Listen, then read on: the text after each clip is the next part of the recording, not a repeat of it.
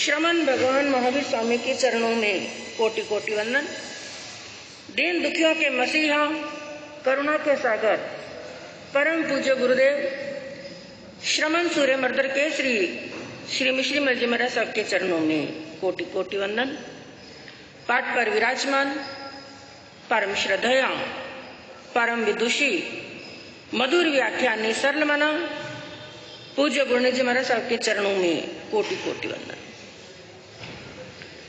धर्म प्रेमी बंधुओं, शीलवती माताएं बहनों, आपके सामने वर्णन चल रहा है उत्तराध्ययन सूत्र का, और उत्तराध्ययन सूत्र के चतुर्थ अध्ययन असंस्कृत, जिसके अंदर कल आपके सामने वर्णन चला था कि द्रव्य और भाव से सोए हुए लोगों के बीच में द्रव्य और भाव से जाग करके संयम युक्त जीवन जीने वाला एक आशु प्रज्ञ, एक पंडित मुनि प्रमादाचरण में विश्वास नहीं करता है। यानी जो संसार द्रव्य से भी सो रहा है और भाव से भी सो रहा है, उसी संसार में विचरण करता हुआ, उसी संसार के अंदर रहता हुआ एक पंडित मुनि, एक पंडित आत्मा, एक संत आत्मा द्रव्य से भी जागता है और भाव से भी जागता है। जो प्रमाद के अंदर, आलस्य के अंदर कतई विश्वास नहीं करता है, क्योंकि वो क्या जानता है कि घोरा मुहूर्ता अबलम शरीरम, काल बड़ा घोर है, काल बड़ा भयंकर है और काल को किसी पर दया आने वाली, काल किसी को छोड़ने वाला नहीं है, और काल कब आ जाए ये भी कोई समाचार नहीं है। एक क्षण पहले भी किसी को पता नहीं चलता है कि मुझे मृत्यु आने वाली है।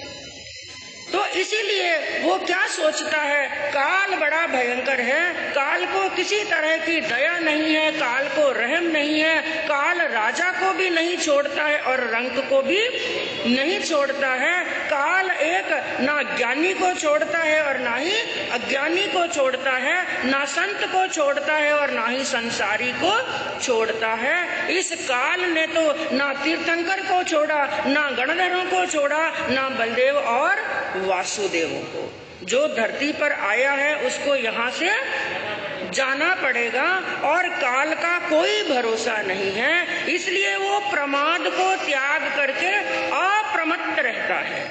और किसकी तरह अप्रमत्त रहता है? हाँ, भारंड पंखी व चरे पमत्यो, एक भारंड पक्षी की तरह, जिसका वर्णन कल आपको बताया था। उसके शरीर की संरचना कुछ इस प्रकार की होती है, जो यदि प्रमाद करे तो मौत के मुंह में जा सकता है। तो जैसे वो भारंड पक्षी हमेशा अप्रमत्त रहता है, इसी प्रकार जो साधना में लग चुका है साधक, वो उसको भी प्रमाद नहीं करना चाहिए। और जिसने प्रमाद किया है, जैसे हमारे शास्त्रों के अंदर वर्णन आता है, एक लव सप्तम देव, क्या नाम आता है? देवता कई प्रकार के हैं, जिसके अंदर एक प्रकार के देव का नाम बताया गया, लव सप्तम देव। लव सप्तम, अब ध्यान से सुनना, लव सप्तम देव किसे कहते हैं? लव सप्तम देव वो आत्माएं बनती हैं जिन्होंने अपने मनुष्य भव के अंदर साधना की, अप्रमत्त होकर के साधना की, और ऐसी करने की, ऐसी करने की, ऐसी साधना की कि वो मोक्ष तक जाने वाली थी, लेकिन रुक गई। इसलिए कि उनकी साधना के अंदर केवल 7 लव जितना समय कम मिला उन्हें। क्या कम मिला?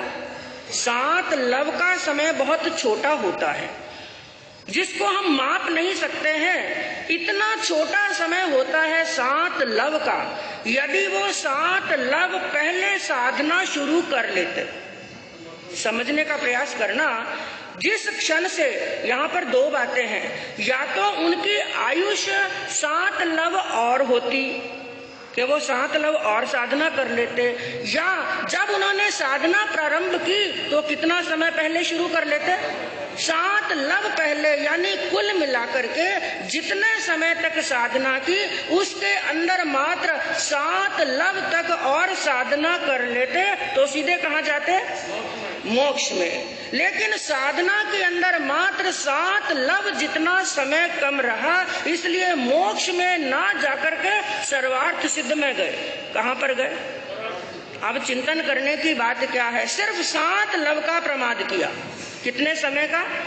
अपने ऊपर चिंतन करना कि उनका प्रमाद मात्र 7 लव का और हमारा प्रमाद कितना। 7 लव का प्रमाद किया, मोक्ष में ना जाकर के कहां पर गए हैं वो? सर्वार्थ सिद्ध में। और सर्वार्थ सिद्ध विमान में आयुष्य कितना? 33 सागरोपर, तो 33 सागरोपमों तक तो सर्वार्थ सिद्ध में रहना पड़ेगा। और सर्वार्थ सिद्ध में वापिस कौन से भव में आएंगे? मनुष्य लोक में। वापिस माँ की गर्भ में आना पड़ेगा, 9 महीने तक गर्भ की वेदना को सहन करना पड़ेगा, जन्म का दुख सहन करना पड़ेगा, फिर बचपन निकलेगा, जवानी निकलेगी, फिर संयम के मार्ग के ऊपर चलेंगे, फिर ज्ञान दर्शन तप की आराधना करेंगे और फिर कहाँ पर जाएंगे? मोक्ष में। इतना बड़ा आयुष बढ़ गया, 2 भव बढ़ गए। किस कारण से? केवल प्रमाद किया, और वो भी कितना? 7 लव। 7 लव का आयुष कम मिला, 7 लव कम समय उन्होंने साधना की, इसलिए मोक्ष जाते जाते रुक गए। अब हमें ये चिंतन करना है कि हम कितना प्रमाद करते। पूरा दिन किसमें निकल जाता है? प्रमाद के अंदर। क्योंकि मनुष्य का पूरा दिन केवल 3 काम में ही निकलता है। कितने कामों में? मनुष्य का जीवन केवल 3 काम में ही निकलता है। कौन कौन सा? ईटिंग, मीटिंग और चीटिंग। किसमें निकलता है? थोड़ा जोर से बोलिए। ईटिंग, मीटिंग और चीटिंग, बस ये 3 में समय निकल जाता है। धर्म का समय तो मिलता ही नहीं, और मिलता है तो भी इन 3 के अंदर क्या कर देते हैं? व्यर्थ कर देते हैं और समाप्त कर देते हैं। और अगली गाथा के अंदर प्रभु ने क्या फरमाया? चरे पयाइम परिसंकमाणो जम किंचिपासम इयमन्नमाणो लाभंतरे जीवी अबूहैता पच्छा परिणाय मलावरंसी। इस गाथा के अंदर प्रभु ने क्या उपदेश फरमाया कि साधु को चाहिए कि अपने मूल गुण आदि स्थानों पर पग पग पर कहीं पर भी दोष ना लग जाए, इस चीज की हमेशा शंका करता रहे। एक बात ध्यान रखना, यहाँ पर नाम केवल साधु का लिया है। साधु का मतलब केवल महाव्रती ही नहीं लेना। जो साधक हैं वो सब साधु के समान हैं। जो साधना के मार्ग पर आगे बढ़ चुके हैं, ये सब उनके लिए शिक्षा है। और साधु के लिए विशेष रूप से क्या कहा गया कि जो जो उसके मूल गुण हैं। और साधु के मूल गुण कितने हैं? 5। कितने? 5 महाव्रतों को मूल गुण बताया गया।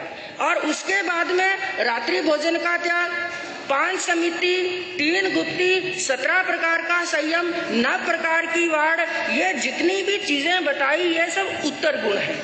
और जितने भी उत्तर गुण हैं वे सब मूल गुणों की पुष्टि करते हैं, महाव्रतों की पुष्टि करते हैं। तो इस गाथा के अंदर एक नहीं 5 बातें बताई और 5 को ध्यान से सुनना। पहली बात बताई कि एक साधु को क्या चाहिए? प्रमाद नहीं करे, बल्कि उसके जो मूल गुण हैं उन मूल गुणों के अंदर किसी प्रकार का दोष ना लग जाए, इसलिए कदम कदम के ऊपर शंका करे। और शंका किसकी तरह? कबूतर की तरह। किसकी तरह? कबूतर की तरह। आपने कबूतर को धान चुगते हुए देखा होगा। वो धान तो चुग रहा है, उसकी चोंच के अंदर वो दाना ले रहा है, लेकिन उसकी आंखें चारों तरफ, वो केवल दाने पर ही नजर नहीं टिकाता है, चारों तरफ आंखें घूमती रहती हैं। किस लिए? उसको डर रहता है। किसका? कि कहीं से बिल्ली मासी आ गई तो मुझे चट कर जाएगी, इस शंका के अंदर रहता है। तो जैसे कबूतर को शंका रहती है मेरी मौत आ जाएगी, बिल्ली आकर के मुझे मौत के घाट उतार देगी, इसी प्रकार साधु को भी हमेशा शंकाशील रहना चाहिए कि कहीं मेरे महाव्रतों के अंदर दोष ना लग जाए। और दूसरी बात क्या कही, इस लोक के अंदर अपने संयम के अंदर एक साधु को क्या चाहिए कि किसी ग्रस्त के साथ में ज्यादा परिचय नहीं करे, और जो परिचय है उस परिचय को भी क्या करे, कम करे। लेकिन आजकल ये स्थितियां परिस्थितियां थोड़ी चेंज होती जा रही। आप लोग वंदना करने के लिए गए, साधु संतों के वहां पर गए और आपने विधि पूर्वक 3 बार मतेन वंदामी किया, और साधु संत अपनी स्वाध्याय में है, ध्यान के अंदर है, और आपको दया पालो नहीं कहा। क्या नाम है श्रावक जी, कहाँ से पधारे, क्या काम धंधा है, बेटा बेटी कितने हैं, काम धंधा कैसे चल रहा है, सब आनंद मंगल है, बेटे की सगाई हो गई क्या, ये काम हो गया क्या। जब तक ये 5-4 प्रश्न नहीं पूछे तो आप लोग बाहर आके क्या कहते हैं, थोड़ा जोर से बोलिए। बाजार में जाकर के कहते हैं ना, कहीं जाओ ना बाजी करने, बात ही को नहीं करे, हाथ ही ऊंचा को नहीं करे। वंदना की, सामने देखा नहीं। साधु का कर्तव्य है वंदना का जवाब देना, उनसे बात करना, लेकिन लिमिट के अंदर। लेकिन गृहस्थ का भी कर्तव्य है, जब एक साधु अपनी साधना में रत है, अपने ध्यान में रत है, और या किसी कारण से उन्होंने हाथ ऊंचा नहीं किया, अपने किताब के अंदर ध्यान है, माला के अंदर ध्यान है, उस समय आपको भी इस बात की चर्चा बाहर जाकर के नहीं करनी चाहिए, बल्कि ये सोचना चाहिए मैं वंदना करने के लिए गया, मुझे मुनिराज के सतिया जी के पंच महाव्रतधारी के दर्शन हो गए। पहली बात, धर्म स्थान पर गया, उसकी मुझे पुण्यवानी हुई, कर्मों की निर्जरा हुई। और दूसरी बात, महाव्रती के दर्शन हुए, वो भी क्या हो गए, मेरे कर्मों की निर्जरा। तीसरी बात, मैंने वंदन किया, सामने वाले ने हाथ ऊंचा किया या नहीं किया, मैंने वंदन किया तो मेरा तो नमस्कार हो गया और कर्मों की क्या हो गई। हाँ, इसी के स्थान पर वंदना भी की, घर से खोटी होकर स्थानक में भी आए, टाइम भी व्यर्थ किया, संत के दर्शन भी कर लिए, वंदना कर ली, और साधु संतों ने हाथ ऊंचा नहीं किया और बाहर जाकर आपने निंदा कर ली। साधु संतों का क्या बिगड़ा, ये ध्यान रखना। साधु संतों का ठीक है, 2 लोग 4 शब्द बोल देंगे, बाजी के पास में जाते हैं, बात नहीं करते हैं, लेकिन आपको लॉस ज्यादा या साधु संतों को लॉस ज्यादा। थोड़ा जोर से, खुद के लॉस की बात क्यों नहीं बोलते। हाँ, कर्मों का बंधन आए थे, कर्मों की निर्जरा करने के लिए, उल्टा क्या कर लिया, कर्मों का बंधन। दोनों का कर्तव्य है, साधु का भी कर्तव्य है कि ग्रस्त आए उसको रेस्पॉन्स देना, लेकिन ग्रस्त का भी कर्तव्य है सामने की परिस्थिति देखना कि संत क्या कर रहे हैं। तो एक साधु के लिए क्या बताया, ग्रस्त से ज्यादा परिचय नहीं करना है। क्यों नहीं करना है, कई बार क्या कहते हैं, जब ग्रस्त से ज्यादा परिचय होने लगता है तो मोह भी हो जाता है, आकर्षण हो जाता है। और आजकल कई बार कई साधु संतों को ये भी देखते हैं, गृहस्थों से तरह तरह के रिश्ते बना लेते हैं। बनाते हैं कि नहीं, वे मेरे माता जी हैं, धर्म के माता जी हैं और धर्म के पिताजी हैं, वो मेरी बहन है और ये बेनोईसा है। मैं कुछ जो बहन बेनोईसा थे उनको तो छोड़ करके आ गए। अगर रिश्ता बनाना ही था तो जो सगे थे, जिनके साथ में खून का रिश्ता था, उनको छोड़ करके क्यों आए। भगवान ने तो आगमों के अंदर क्या उपदेश दिया, जन्म देने वाली माँ को भी माँ कह करके नहीं बुलाना। जन्म देने वाली माँ को भी, वो भी एक श्राविका की तरह है, क्योंकि यूं तो भगवान ने सभी श्रावक श्राविकाओं को साधु के अम्मा और अम्मा पियरो, माता पिता की समान ही बताया है। सभी भाई और बहन हैं और विशेष रिश्ता किसी के साथ में नहीं बनाना। जब विशेष रिश्ता बनाते हैं तो मोह के अंदर पड़ जाते हैं, और यह मोह कई बार महाव्रती को ले डूबता है। इसलिए कहा कि ग्रस्त से ज्यादा परिचय नहीं करना है। और तीसरी बात क्या कही है प्रभु ने, कहा कि इस शरीर के द्वारा यह औदारिक शरीर जो प्राप्त किया है, इस शरीर के द्वारा जब तक ज्ञान, दर्शन, चारित्र, संयम की आराधना होती रहे, तब तक शरीर को अन्न पानी देना।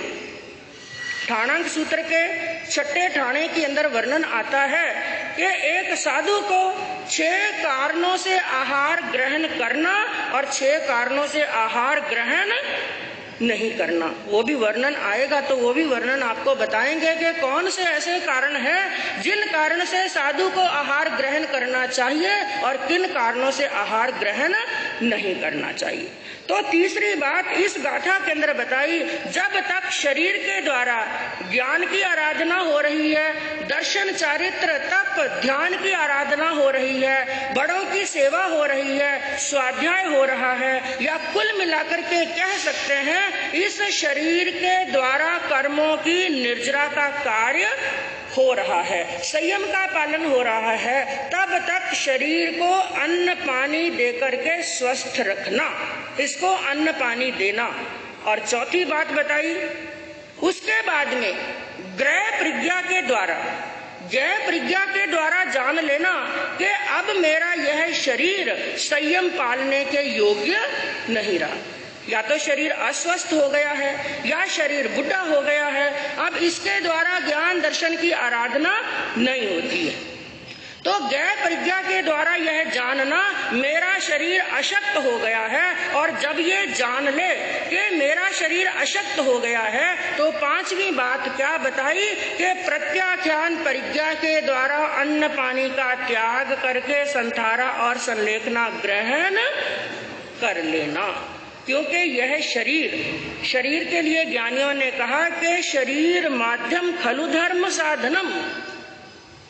5 शरीर बताए। कितने शरीर? 5। कौन कौन से?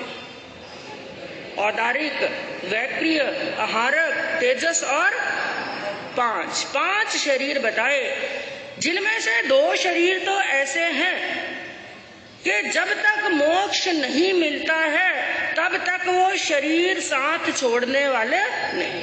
यहाँ तक कि चलती हुई सांस रुक जाती है, मृत्यु को प्राप्त हो जाते हैं, फिर भी वो शरीर साथ नहीं छोड़ते हैं। वो शरीर कौन कौन से?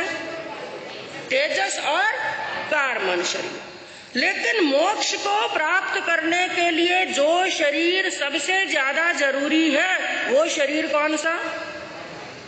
औदारिक शरीर। वैक्रिय शरीर से मोक्ष मिलने वाला नहीं है, औदारिक शरीर है। और औदारिक शरीर जो मांस से बना है, मज्जा से बना है, खून है, मल है, मूत्र है, यह अशुचि का भंडार शरीर है। इस शरीर के अंदर सिवाय गंदगी के, सिवाय अशुचि के, सिवाय बदबू के, इस शरीर के अंदर और कुछ भी नहीं है।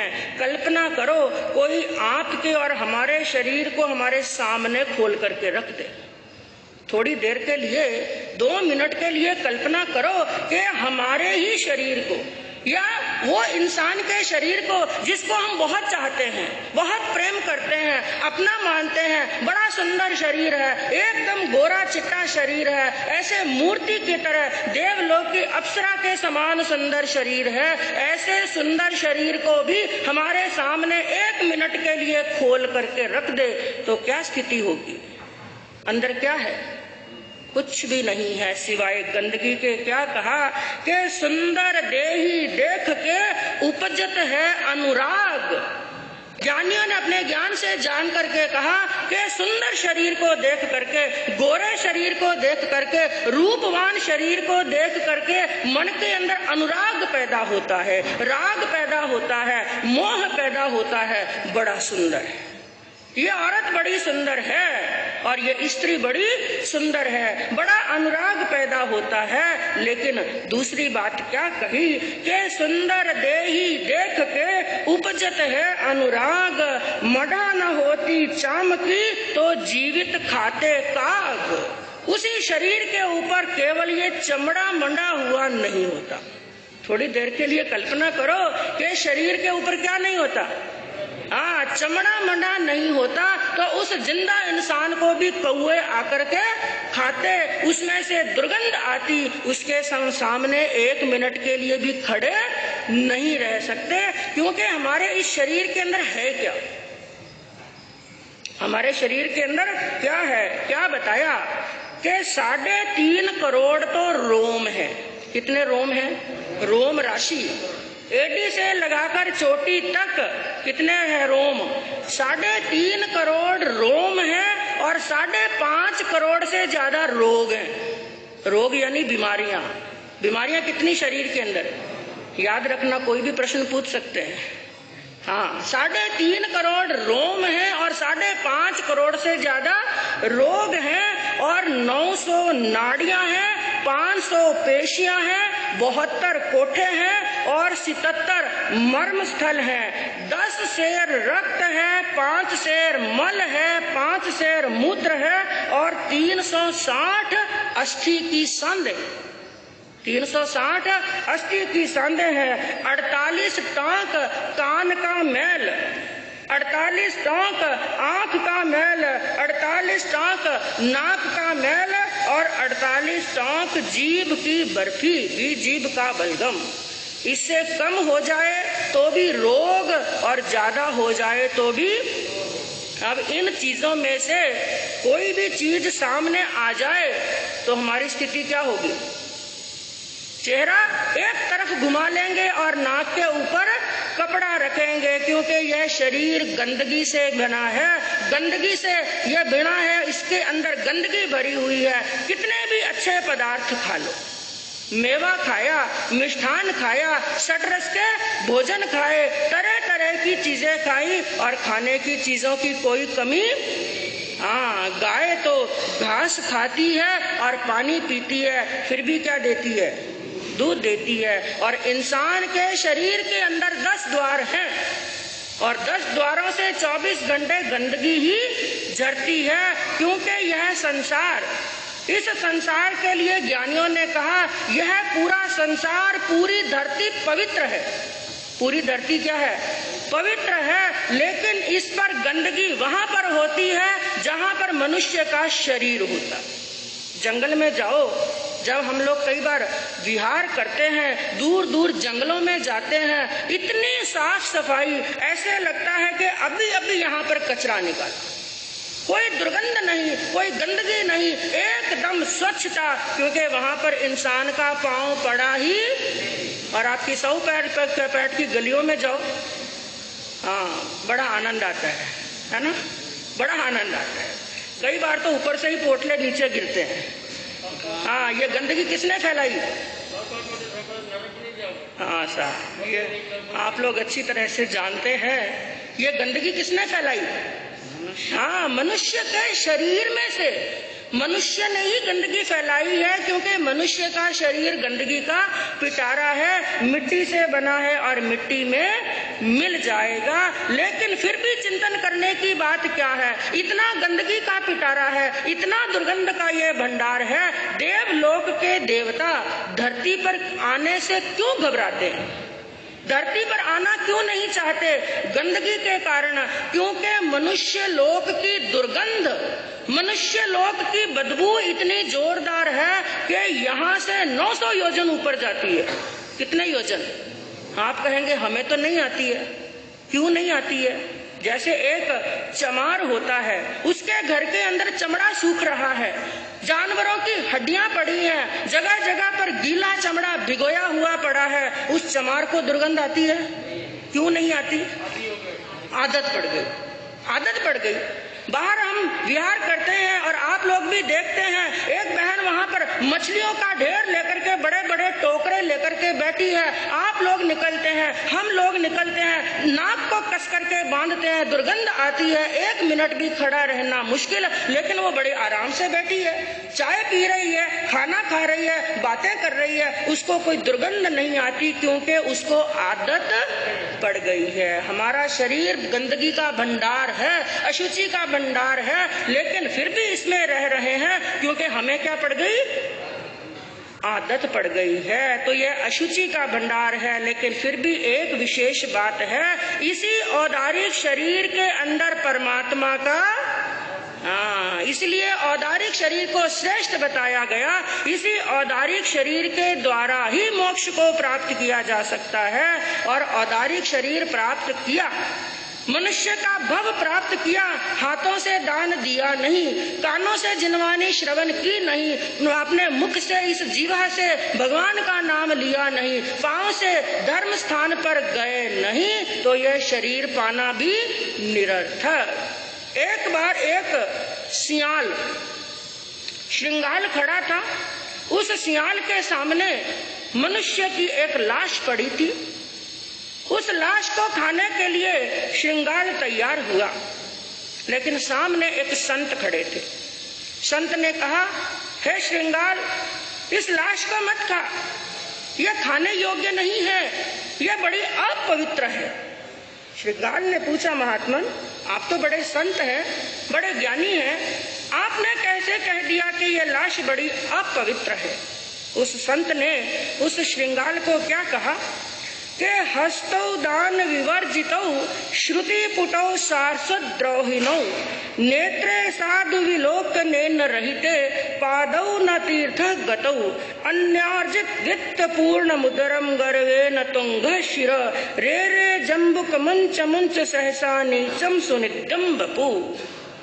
हे जम्बुक, हे श्रृंगाल, यह लाश बड़ी अपवित्र है, क्योंकि हस्तौ दान विवर्जितौ, इसने हाथ प्राप्त किए लेकिन हाथों से दान नहीं दिया है। श्रुति पुटौ सारसत द्रोहिणौ, कान प्राप्त किए लेकिन कानों से संत पुरुषों की वाणी, प्रभु के गुणगान और जिनवाणी को श्रवण किया नहीं। नेत्रे साधु विलोकनेन, इन आंखों से उन्होंने अश्लील तस्वीरें देखी हैं, एक संत के दर्शन किए नहीं। रहते पादुना तीर्थ गतौ, इस पांव से चल करके वैश्यालय में चला गया, होटलों में चला गया, थिएटर के अंदर चला गया, लेकिन इन पांव से इसने तीर्थ यात्रा की नहीं है। अन्यार्जित वित्त पूर्ण मधुरम, इस पेट के अंदर अन्याय से उपार्जित किए हुए धन का माल इस पेट के अंदर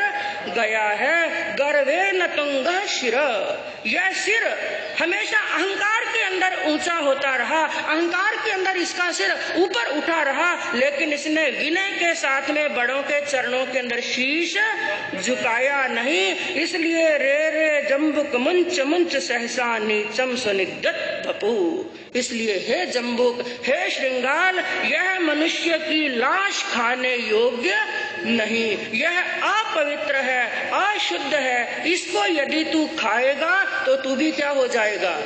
अशुद्ध हो जाएगा, अपवित्र हो जाएगा। जैसे यह नीच है, तेरी आत्मा भी नीच बन जाएगी। तो कहने का तात्पर्य बंधु क्या है? मनुष्य का भव मिला है, उत्तम कुल मिला है, ऐसा औदारिक शरीर मिला है जिसके द्वारा पुरुषार्थ करके मोक्ष के द्वार खोल सकते हैं। लेकिन खाने में, पीने में, मौज मस्ती में यह जीवन व्यर्थ कर दिया तो वापिस जीवन हाथ में आने वाला नहीं है। तो उत्तराध्ययन सूत्र की यही शिक्षा है। बड़ा सुंदर अवसर मिला है, बड़ा सुंदर क्षण मिला है। इस क्षण की साधना करेंगे, आराधना करेंगे, प्रभु के नाम का सिमरन करेंगे बंधुओं, तो इस भव में पर भव में कल्याण होगा। इसी भावना से सरस शांति सुधा रस सागर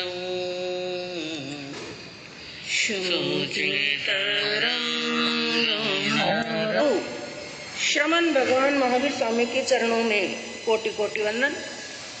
दीन दुखियों के मसीहा, करुणा के सागर, परम पूज्य गुरुदेव श्रमण सूर्य मर्दर के श्री मिश्री मर्जी महाराज साहब के चरणों में कोटि कोटि वंदन।